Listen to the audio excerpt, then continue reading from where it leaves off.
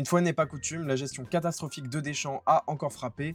Deux blessés, dont un peut-être plutôt grave, Doué et Dembélé. Le Paris Saint-Germain est complètement estropié après un match qui certes est une victoire plutôt satisfaisante, bien que beaucoup moins bonne en deuxième mi-temps et on va y revenir. Mais Deschamps, une fois de plus, c'est un assassin. Il nous met dans le mal pour la suite, d'autant qu'on a un parcours compliqué en Ligue des Champions. Attention pour Dembélé car il se tenait lisqueux de manière assez inquiétante. On sait que ça peut être des blessures de plusieurs mois, d'autant qu'il venait à peine de revenir de blessure, donc il avait déjà une fragilité. La rechute peut faire très mal et on peut dire merci à Deschamps. Du côté de l'analyse du match, on a été sur une plutôt très bonne période avec des actions un petit peu de tous les côtés, un bon pressing et c'était rare. On avait Olysée, Barcola, Doué et Mbappé. Mbappé qui d'ailleurs étonnamment faisait les efforts. Est-ce que du côté du Real, il aurait enfin réussi à s'entraîner? Ça je ne sais pas, mais en tout cas, il sort avec une première période qui est franchement réussie. À noter également Manu Koné qui a été un élément extrêmement important du milieu de terrain et du contre-pressing. Il s'impose comme un nouveau titulaire indiscutable pour Didier Deschamps et plus largement, il prouve qu'il a largement le niveau nécessaire pour s'installer à moyen et à long terme, à minima pour la prochaine Coupe du Monde. On a dès le début du match un excellent but d'Olysée, donc dès la 10e à 11e minute de jeu, donc à partir de là on se met plutôt très bien. On voit que l'équipe pousse, elle a quand même de nombreuses actions. L'équipe de France a enfin réussi à imposer une patte dans cette première période et c'était pas le cas depuis plusieurs années. On était souvent sur des purges, voire même des bilans collectifs absolument désastreux.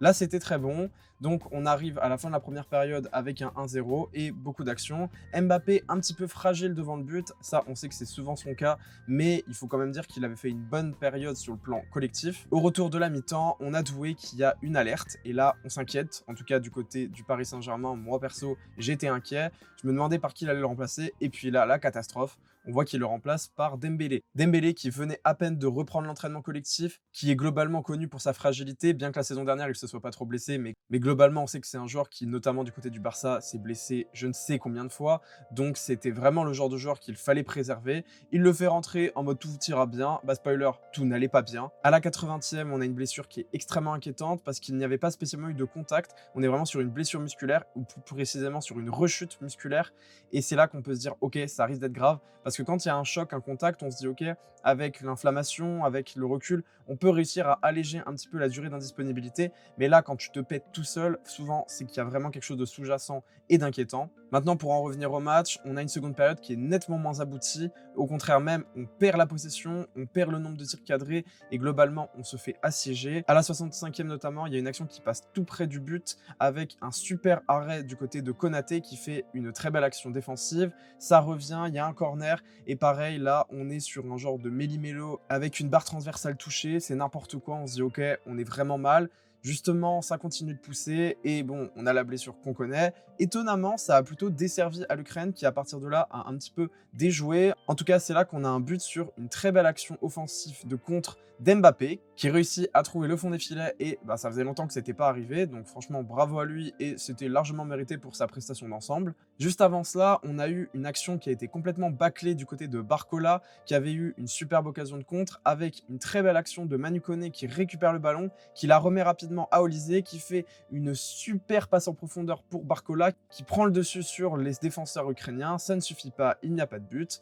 On termine le match à 2-0. Il y a encore eu une action offensive de l'Ukraine juste avant la fin de match, mais bon, ça siffle. Victoire 2-0. Moi, je retiens surtout la blessure grave du côté de Dembélé, le fait que globalement, vu la prestation qu'on réalisait en première période, il n'y avait pas besoin de faire tout de suite rentrer un joueur qu'on savait pourtant être dans le moins bien et qui était connu pour ses blessures chroniques, en sachant qu'il y avait des étiquetés, on avait des solutions différentes. Il n'a pas fait ce choix et finalement ça se paye. Évidemment sur le bilan comptable c'est très bien, on gagne notre premier match pour les éliminatoires de la Coupe du Monde. De toute façon il n'y avait pas beaucoup d'inquiétude vu nos prestations d'ensemble et le fait qu'on a quand même des adversaires au niveau individuel bien plus faibles.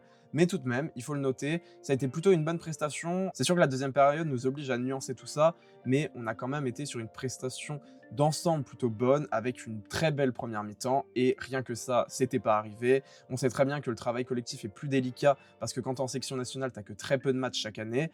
Pourtant, on a quand même eu un travail collectif assez abouti, avec quand même du pressing, une intensité qui était relativement élevée, surtout face à un adversaire comme l'Ukraine qui ne nous demande pas un niveau de concentration maximal. Victoire 2-0, mais qui laisse un énorme goût amer pour les Parisiens. Bon, du côté des tops, il y en a eu pas mal. Manu Koné, Barcola, même s'il fait un énorme raté, et quand même Mbappé, je tiens à le noter, parce que globalement, on a quand même souvent eu des prestations pas hyper folles du côté de l'équipe de France récemment. Là, il a répondu présent et il faut le noter. Du côté des flops, bon, bah déjà l'Ukraine, ça n'a pas été très bon, beaucoup de mal, même s'il faut une très bonne deuxième période. Deschamps, pour sa gestion catastrophique du cas Dembélé, et rien que pour ça, pour moi, c'est absolument indigne. Et justement, Lucas Digne qui n'a pas fait un match exceptionnel. On sait qu'il n'est pas titulaire indiscutable, et c'est vrai qu'on attend un peu mieux de ce genre de joueurs lorsqu'ils arrivent et qu'ils essayent de s'imposer. Bon, c'est sûr qu'il gardera sa place de remplaçant. Merci, j'espère que vous avez apprécié la vidéo, n'hésitez pas à la partager et à vous abonner. Salut!